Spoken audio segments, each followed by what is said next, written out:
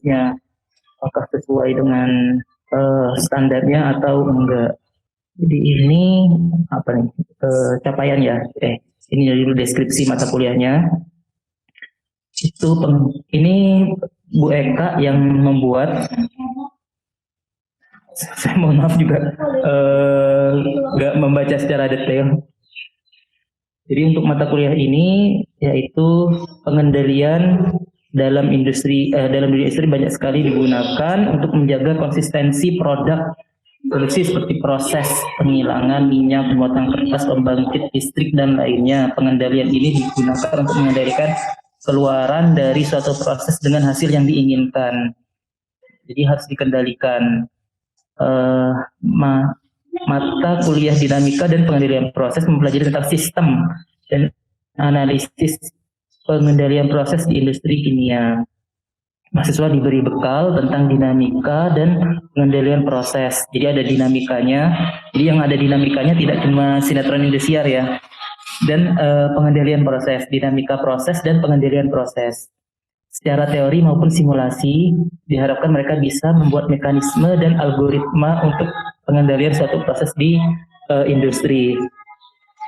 Terus terang saja saya terkait dengan pengendalian proses ini udah berapa tahun nih?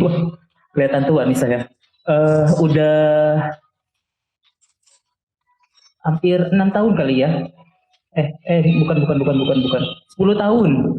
Udah 10 tahun nggak bersinggungan dengan dinamika dan pengendalian proses. Semoga otak saya masih bisa mengingat yang saya pelajari dulu dan bisa memberikan hal baru terkait dengan perkembangan sampai saat ini. Sudah 10 tahun ini. Jadi capaian pembelajaran mata kuliah ini mahasiswa teknik kimia semester 7 mampu menjelaskan dasar-dasar pengembangan model dinamika. Model ya. Di sini model itu maksudnya bukan model orang ya, tapi model itu ilustrasi atau bukannya sebenarnya ya. Dinamika setelah mempelajari kajian mengenai dinamika proses dan menjelaskan dasar-dasar pengendalian proses. Jadi menjelaskan dasar-dasar pengembangan model dinamika setelah mempelajari ini dan menjelaskan dasar-dasar pengendalian proses dengan kajian proses linear dan seterusnya. Jadi ada dua, yang pertama itu mengembangkan model, yang kedua menjelaskan dasar pengendaliannya. Jadi pokok bahasan kita adalah pengantar pengendalian proses, permodelan matematika, dinamika proses sistem sederhana, dinamika sistem proses kompleks, model dinamik empiris, sistem pengendali. Wah, ini istilahnya sangar-sangar. Dinamika proses untuk sistem lingkar tertutup, perancangan sistem pengendali, analisis sistem frekuensi, pengantar, feed forward dan rasio kontrol, stabilitas proses kontrol, fitting controller. Ini udah kayak pintar banget nih. Literaturnya Seaborg. Ini proses dynamics and control, edisi ketiga. Tapi saya pakai buku edisi ke keempat kayaknya. Ini adalah rencana pembelajarannya, apa aja yang akan kita pelajari selama 1 semester ini, biar sesuai dengan jalur ya. Pertama ada definisi sistem kontrol, aplikasi sistem kontrol dan seterusnya. Ada persamaan konservatif, degree of freedom, terus dinamika model, derajat kebebasan, transfer Laplace. Nah ini kalau kayaknya sudah dipelajari di matematika teknik kimia ya, atau matematika apa ya istilahnya? Matematika rekayasa, matematika permodelan, atau matematika teknik, persamaan Laplace. Iya Pak, sudah di proses perpindahan. Matematika teknik, oke. Iya. Bukan, dulu saya istilahnya ini matematika rekayasa. Jadi matematika loh direkayasa. Terus pertemuan 4 kita ada kuis 1 5-7 ini 3 minggu kita bahas fungsi transfer. Wah ini kayaknya selama 3 minggu kalian bakalan ini di luar kepala deh. Membahas tentang fungsi transfer, linearisasi, fungsi non-linear, matrik, fungsi transfer karakteristik, orde pertama, kedua, dan ini Bu Eka ini mantap sekali dia ngasih ini pokok bahasan. Terus ada feedback controller, instrumentasi sistem kontrol, desain sistem kontrol, stabilitas sistem kontrol, dan seterusnya. Terus ada kriteria performa untuk sistem closed loop, terus feed forward controller berdasarkan sistem steady state dan unsteady state. Oke. Saya jadi deg-degan sendiri.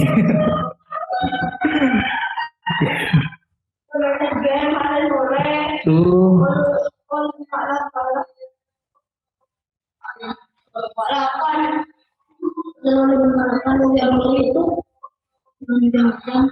Kita langsung ke bahasannya.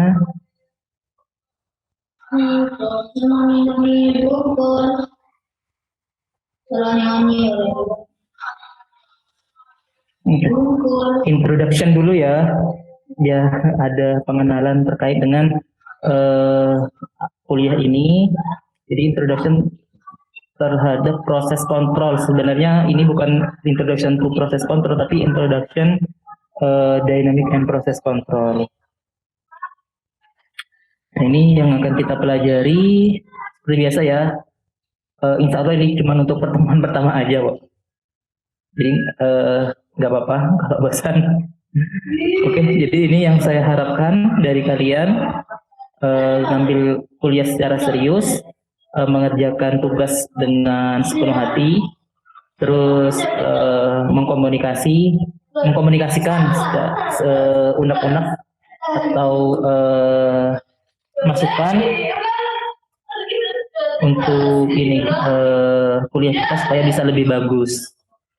Itu ini hak dan kewajiban, berhak untuk mengekspresikan pendapat, berpartisipasi dalam diskusi dan memberikan pertanyaan. Terus mendapatkan hak untuk diperlakukan secara sama. Terus menjawab, bertanya, mendapatkan ini penjelasan terkait dengan nilai. Kalau misalkan kalian merasa nilainya tidak adil misalkan, terus ini bukan 200 menit tapi 300 menit karena 3 SKS, terus menyelesaikan dan mengumpulkan tugas secara tepat waktu. Terus hak saya itu bertanya dan memberikan tugas, terus evaluasi kehadiran dan tugas kalian termasuk ini soal-soal yang kalian kerjakan, UTS, kuis, UAS, menjawab pertanyaan, terus menentukan metode mengajar dan evaluasinya. Untuk nilai persentasenya bisa kalian lihat di silabus ya, berapa persen. Jadi kalau misalkan kalian merasa ini saya pertemuan ini kurang misalkan, atau kuisnya kurang, kalian bisa hitung-hitung sendiri. Saya dapat segini, berarti kira-kira UAS-nya supaya bisa dapat AB misalnya, atau dapat A supaya bisa dapat A itu berapa, harus dapat nilai berapa. Disclaimer ini juga sama untuk pertemuan pertama saja. Jadi gambar, video, teks, dan lain-lain digunakan untuk keperluan pendidikan. Jika ada keuntungan finansial selanjutnya, kalau misalkan kuliah ini online, itu bukan tanggung jawab dan tidak ada hubungannya dengan Universitas Internasional Indonesia. Dan segala konten, baik opini, pernyataan, dan lain-lain itu berdasarkan pengetahuan saya pada saat ini, pada saat diomongkan, dan tidak merepresentasi, tidak menggambarkan pandangan dari Universitas Internasional Semen Indonesia. Oke, itu kenapa proses kontrol itu penting? Nah, saya mau tanya ke salah satu, ada yang ini mau menjawab kenapa proses kontrol itu penting? Saya Pak mencoba menjawab. Siapa? Baik, menurut saya proses kontrol itu gimana Pak? Namanya siapa? Iya Pak, Ulan Pak. Bulan. Iya Pak. Bulan dari. Ya, Bulan dari. Oke. Jadi menurut saya itu proses kontrol itu sangat penting di suatu industri ya Pak, karena di suatu industri kan memerlukan sebuah instrumen untuk menjalankan proses produksinya. Nah, dari instrumen tersebut harus diperlukan adanya proses kontrol. Semisal padahal temperatur, kemudian dari pressernya sendiri. Nah, itu kan nantinya akan berpengaruh pada proses produksinya seperti itu. Oke. Ya, jadi kalau diibaratkan ya, proses kontrol itu sama dengan kehidupan kita. Dia digunakan untuk menjaga satu sistem itu berjalan sesuai dengan yang diharapkan. Itu kenapa kok harus berjalan sesuai dengan diharapkan ya? Karena memang kalau nggak sesuai dengan diharapkan ya nggak usah dikontrol. Memang ya mengontrol agar suatu proses berjalan sesuai dengan yang diharapkan. Nah, kenapa kok penting? Karena nanti untuk teknik kimia ya, keperluan kita itu nggak hanya menghasilkan produk, nggak hanya produk kita sesuai dengan kualitas, tetapi juga terkait dengan keselamatan kerja. Jadi kan nggak mungkin kan kalau misalnya kita kerja tapi sebulan kemudian itu kena penyakit atau kena infeksi atau kena karsinogenik atau kena radiasi pun kita nggak mau kalau misalkan ada staff atau saat bekerja itu ada kecelakaan kerja. Nah, karena proses yang ada di pabrik itu kan semuanya semuanya itu berbahaya. Alatnya berjalan dengan cepat, temperaturnya tinggi, terus bahan kimianya itu mudah terbakar, beracun, terus tekanannya tinggi, bisa meledak ya dengan tekanan tinggi atau bahkan vakum dan lain-lain. Jadi itu gunanya untuk proses kontrol agar produknya itu sesuai dengan spesifikasi, terus aman, terus visible secara ekonomi. Jadi untung, jangan sampai karena nggak terkontrol akhirnya banyak produk yang cacat atau banyak bahan kimia yang yang terbuang, yang nggak efisien, yang menguap misalkan, atau bisa juga kalau misalkan ada kita pakai kiln ya, pembakarannya itu nggak sempurna sehingga panasnya itu kurang, sehingga bahannya itu diperlukan lebih banyak, berarti kan nggak ekonomis kan, ada tambahan biaya untuk bahan. Terus untuk menjaga lingkungan, karena kalau misalnya nggak dikontrol terus ada chemical yang keluar dari sistem ke lingkungan, nah itu bisa berbahaya juga. Nah, sebenarnya dalam kehidupan kita itu dikontrol ya, baik emosinya itu perlu dikontrol. Nah, ini salah satu penting nih, kalau misalnya emosinya nggak dikontrol, tiba-tiba marah-marah, tiba-tiba ketawa, terus tiba-tiba nangis, kan aneh ya, jadi kayak orang gila ya. Nah, makanya termasuk emosi itu juga perlu dikontrol. Terus dalam kehidupan kita, baik dari segi yang paling kecil yaitu sel, itu juga dikontrol. Dikontrolnya dengan apa ya? Dengan lalu lintas yang ada di dalam sel itu. Misalkan lalu lintas ion kalium, lalu lintas ion natrium, terus lalu lintas glukos pun di dalam sel sendiri pun ada proses kontrolnya. Misalkan ada infeksi, atau ada infeksi terus mengeluarkan satu zat kimia Kalau misalnya bakteri itu juga mereka bisa berkomunikasi dengan sinyal kimianya, terus macam-macam ya proses kontrolnya. Ini salah satu gambar dari satu sel ya, yang dia itu ini. Jadi proses kontrolnya bisa dari dalam keluar, antar lintas, atau di dalam ininya sendiri. Dia mengontrol proses pembelahan diri, terus mengontrol replikasi DNA-nya dan macam-macam. Nah, jadi kuliah ini bisa dibilang ada dua bagian. Pertama itu proses dynamics dan yang kedua proses kontrol. Proses dynamics itu maksudnya dinamika apa yang terjadi dalam suatu sistem sehingga kita bisa tahu nih modelnya itu seperti apa. Proses kontrol itu memanfaatkan model tersebut dalam rangka mengontrol satu sistem tersebut. Ibaratnya seperti ini. Kalau misalkan kita tahu sifat dari siapa nih? Sifat dari Dani Eko misalkan. Kita tahu nih dia sifatnya itu seperti apa. Oh, dia itu senang dengan ini nih kayaknya. Dengan es pisang hijau nih. Terus dia itu kalau misalkan akhir bulan sukanya kayak gini. Kita tahu misalkan model-modelnya dia itu seperti apa itu tahu. Dia potongan rambutnya seperti ini. Pokoknya dikepoin banget lah. Nah, kita itu bisa kalau udah tahu seperti itu sifat-sifatnya, itu dinamikanya ya. Jadi dinamika seorang Dani Eko misalkan.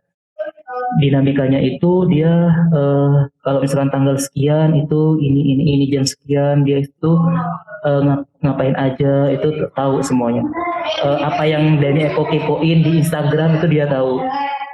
Nah, kalau udah tahu semua dinamikanya, dia bisa memanfaatkan dinamikanya itu untuk mengontrol si Dani Eko-nya. Misalnya gini, pada jam sekian Dani Eko itu biasanya browsing atau kepoin IG di apa ya, IG-nya siapa gitu. Misalnya IG-nya tentang IG apa kayak gitu misalkan. Nah, supaya dia itu apa ya? Supaya dia itu kebiasaannya itu berubah, misalkan biasanya berubah. Biasanya tontonannya IG-nya itu artis-artis, misalkan. Nah, pada saat jam sekian yang dimunculkan itu, yang lebih banyak dimunculkan itu bukan hanya artis, misalkan. Tapi jam sekian itu yang dimunculkan itu, misalkan masak-masak, misalkan. Nah, dengan seperti itu, keseringan melihat masak-masak, akhirnya bisa berubah suka masak, misalkan. Atau justru suka makan. Nah, atau bisa juga misalkan udah tahu nih kebiasaan suka banget dengan makanan ini. Oh, nanti kalau saya ada apa-apa saya kasihkan makanan ini aja deh supaya dia manut-manut aja dengan saya. Nah, itu adalah proses kontrol. Jadi ada keterkaitannya. Nah, memang untuk bidang ini itu adanya itu seolah-olah berdiri sendiri ya. Kan proses kontrol itu lebih kepada teknik elektroinformatika. Jadi di elektroinformatika itu mereka apa ya, ada proses kontrolnya tanpa harus banyak mengetahui dari proses dinamiknya. Kenapa? Karena memang ada beberapa apa namanya sistem yang tidak perlu dimodelkan secara matematis banget.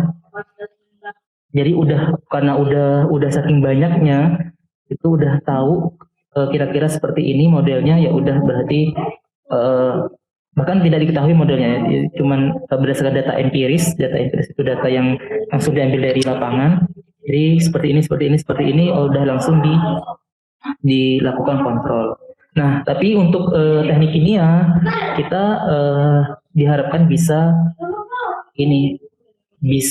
mengenal ya, nggak harus ahli banget untuk proses dynamic sama proses kontrol. Tapi sekarang trennya udah banyak di machine learning ya, machine learning, terus AI dan lain-lain. Jadi tidak menutup kemungkinan dari teknik kimia itu juga paham terkait dengan ini proses kontrol ya, mengalahkan dari yang anak computer science ya. Di MIT itu banyak, bukan banyak, ada dan lumayan penelitian terkait dengan terkait dengan machine learning, proses kontrol untuk kebutuhan di industri.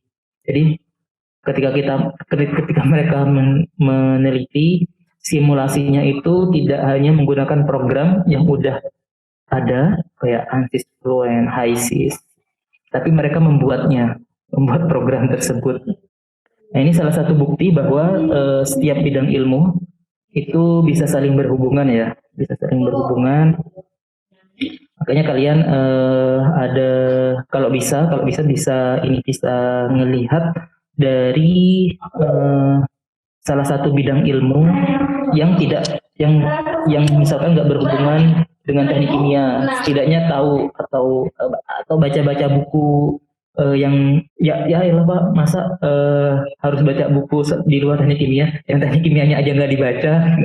Nah, ini adalah proses di industri ya, ada beberapa macam. Ini udah kita ketahui banget, ini udah banyak disinggung ya, baik di kuliah ATK, kuliah operasi teknik kimia, kuliah termodinamika, mungkin ada kuliah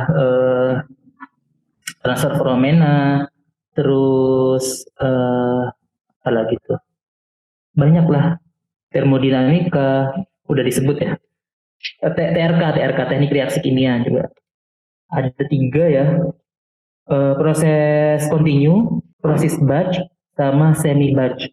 Nah, ini salah satu contoh dari proses continue-nya.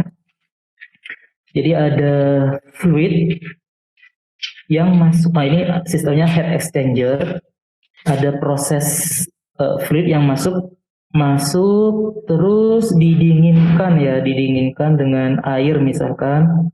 Nah, ini berjalan secara terus menerus nih. Jadi ada perpindahan panas dari fluid ke cooling medium. Nah, ini berjalan terus menerus. Nah, kalau di desain alat dari proses perpindahan panas ini dari termodinamika sama transfer panasnya dari luasnya diketahui, kita bisa mendesain kira-kira berapa panjang nih, kalau misalkan laju airnya itu segini, berapa panjang yang dibutuhkan sehingga cooling mediumnya itu, atau cooling mediumnya berapa laju alirnya. Nah, seperti itu. Jadi secara terus menerus, nggak ada berhentinya. Itu adalah proses continuous. Wah, tapi udah di luar kepala semua. Nah, ini ada proses batch dan semi batch. Yang batch misalkan ini ada sistem, ada reaktor, tangki, ada pendingin di sini, terus ada reaksi kimia di sini. Terus dalam satu waktu dia terjadi reaksi, terjadi pemasakan, terus akhirnya setelah jadi keluar produknya. Nah, salah satu contohnya itu yang di seminar proposal barusan, fermentasi ya. Fermentasi kita naruh misalkan bahannya di dalam tangki, dikasih bakteri atau yeast atau enzim, tergantung dari prosesnya proses apa. Nah, kemudian kita dibiarin ya, dikontrol pada kondisi tertentu sampai selesai bereaksi, terus keluar produknya. Kalau dia proses continuous, berarti yang masuk itu akan terus menerus. Yang keluar pun akan terus menerus. Tapi kalau batch masuk sekali, terus keluar. Atau bisa jadi masuk sekali terus terjadi proses, keluar, itu batch ya. Tapi bukan berarti nanti batch itu lebih ini ya, nggak hasilnya lebih sedikit. nggak juga seperti itu dibandingkan dengan continuous, karena continuous kan terus menerus produknya lebih banyak, bahkan lebih banyak produknya dibandingkan dengan batch. Nggak seperti itu, karena apa? Karena bisa jadi alatnya itu lebih banyak ya. Jadi masuk eh, reaktor A keluar, masuk ke tangki B, terus sambil menunggu itu, oh gini, ada reaktor A, reaktor B, reaktor C, masuk ke reaktor A, terus di sana diolah, terus matang, masuk tangki A. Nah, yang ini juga masuk lagi ke reaktor A sama reaktor B. Jadi seperti terus menerus gitu. Jadi nggak menunggu dari prosesnya. Jadi ketika masuk di reaktor A, di reaktor A, tangki A-nya itu masih ada proses kayak gitu. Jadi seolah-olah jadi continue ya, seolah-olah jadi continue. Nggak, jadi reaktor eh, ketika terjadi proses di reaktor A, tangki A-nya itu nggak diam. Terus ada semi batch. Nah, di sini itu nutriennya itu berjalan. Misalkan ini di proses fermentasi juga contohnya, nutriennya itu masuk secara kontinu, tapi produknya nunggu sampai matang. Jadi bahan-bahannya masuk, yeastnya masuk, bakterinya masuk, atau enzimnya masuk, tapi nutriennya itu berjalan secara kontinu. Contohnya misalkan yang terjadi secara aerobik ya, kan dia aerobik, produknya berjalannya itu nunggu matang, tapi karena aerobik berarti udaranya itu masuk secara kontinu, oksigennya masuk secara kontinu, dikonsumsi sama si ini mikroorganismenya. Itu contoh dari semi batch. Ini di teknik reaksi kimia juga udah dijelaskan, udah ngambil ini ya teknik reaksi kimia ya, udah dong pastinya, karena udah semester 7. Sudah Pak. Sudah. Oke, banyak nyamuk. Jadi di proses itu ada yang namanya proses variabel ya. Proses variabel itu terdiri dari 3. Yang pertama control variable, manipulated variable, dan disturbance variable. Maksudnya apa? Ketika kita melakukan suatu proses, suatu reaksi, itu pasti ada pengganggu ya. Ibaratnya ada orang ketiga ya. Nah, entah itu ada impurities, entah konsentrasinya turun, entah konsentrasinya lebih tinggi. Nah, kontrol variabel itu adalah variabel yang ingin kita kontrol atau ingin dijaga tetap. Misalkan A pacaran sama B, terus hubungan mereka itu ingin terus terkontrol misalkan. Nah itu atau komunikasinya ingin terus terkontrol. Nah ini salah satu contoh kontrol variabel. Nah di sini misalkan konsentrasi dari suatu produk itu ingin dikontrol konsentrasi dari suatu produk. Nah sebelum ke manipulated kita ke disturbance variabel dulu. Nah disturbance variabel itu kan pengganggu. Jadi orang ketiga misalkan, dia yang sukanya ganggu aja, yang membuat komunikasi A sama B itu nggak lancar, misalkan dia mengganggu aja, entah diajak makan kayak, entah diajak jalan kayak, atau terserah lah. Nah di proses juga sama, jadi misalkan ini ada campuran A sama B, disturbance variabel itu bisa jadi A-nya itu turun, B-nya naik, hanya tetap B-nya naik atau B-nya turun. Pokoknya nggak jelas gitulah.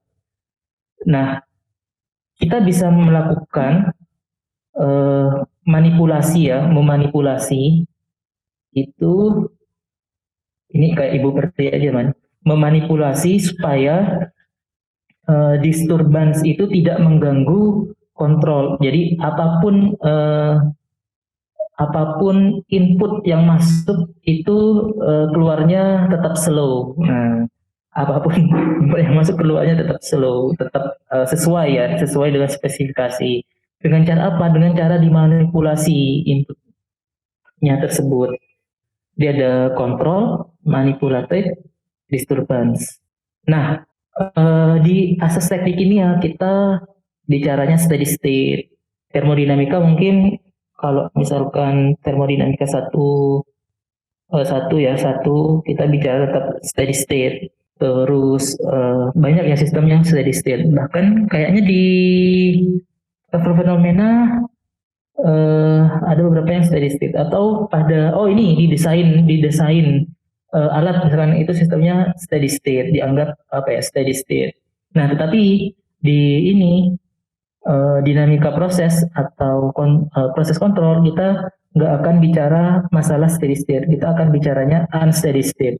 Unsteady state itu ya tadi kalau steady state kan A-nya A-nya 1 terus aja 1, namanya juga steady ya. Tapi kalau unsteady state itu isu delay sore tempe. Nah, jadi kayak gitu. Jadi tiba-tiba dia naik jadi 1,1, turun jadi 1,2,